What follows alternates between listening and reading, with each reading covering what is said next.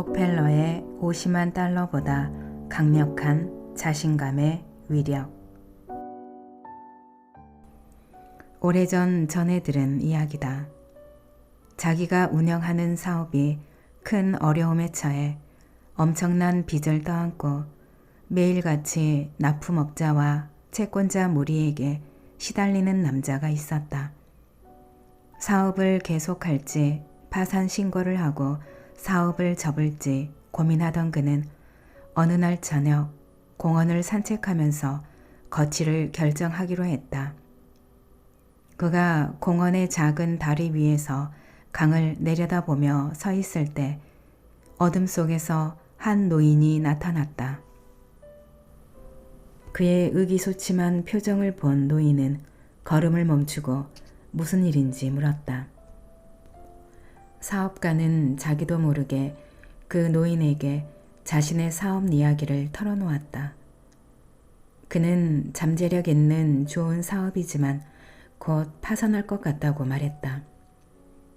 그의 이야기를 진지하게 듣던 노인이 말했다.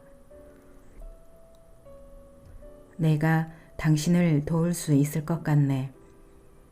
그러고는 주머니에서 수표책을 꺼내 그의 이름을 묻고 수표에 적었다. 노인은 그의 손에 수표를 쥐어주면서 말했다. 이 돈을 받게. 오늘부터 정확하게 1년 후 여기서 만나기로 하지. 그때 이 돈을 갚게나.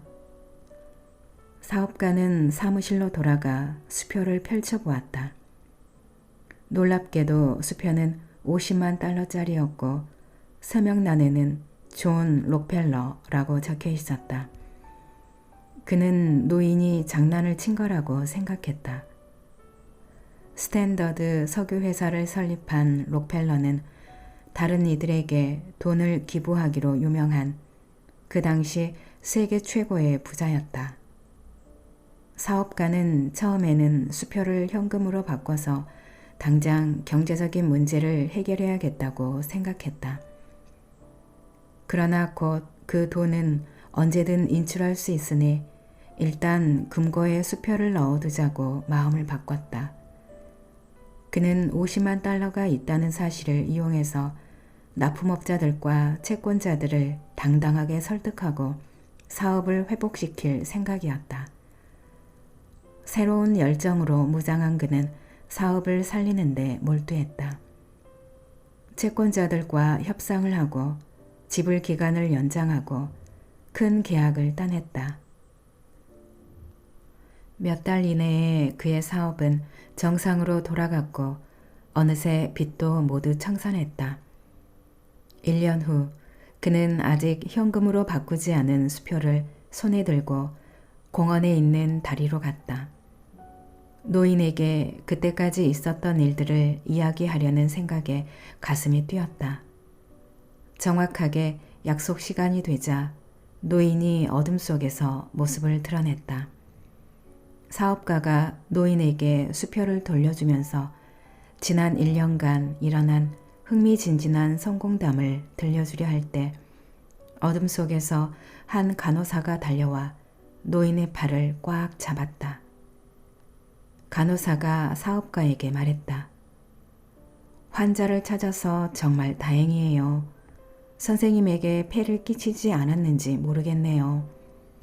이 환자는 시도 때도 없이 요양소를 빠져나와 사람들에게 자기가 존 록펠러라고 말하고 다닌답니다. 간호사는 그 노인을 끌고 가버렸다. 사업가는 한참 동안 그 자리에 멍하니 서 있었다. 지난 1년 동안 그는 금고에 언제든지 꺼낼 수 있는 50만 달러 수표가 있다는 사실에 안정감과 자신감을 되찾고 열심히 사업을 일으켰다. 비록 그의 믿음은 가짜 정보를 바탕으로 한 것이었지만 그 믿음 덕분에 사업을 다시 일으킬 수 있었다. 우리가 할 일은 이 사업가처럼 자신감을 되찾는 것이다. 대체로 내가 나를 평가하는 대로 세상이 나를 평가한다. 다른 사람을 확신시키기 전에 먼저 자기 자신을 믿어야 한다. 어떤 상황을 극복하는데 필요한 능력이 이미 당신 안에 있다고 굳게 믿으면 당신은 자연히 그 믿음을 현실로 만드는 방식으로 행동하게 된다. 이것은 정신건강, 즉 강인하고 유연한 성격에 관한 이야기이기도 하다. 정신건강도 원인과 결과의 법칙에 지배받는다. 확고한 자신감을 키우는 유일한 방법은 어떤 생각과 행동을 반복함으로써 그것이 잠재의식에 깊이 박혀 스스로 힘을 발휘하게끔 하는 것이다. 특별한 방식으로 신체의 건강을 향상시키는 것처럼 특별한 방식으로 정신의 근육을 키움으로써 당신은 자신감 넘치는 건강한 정신을 지닐 수 있다.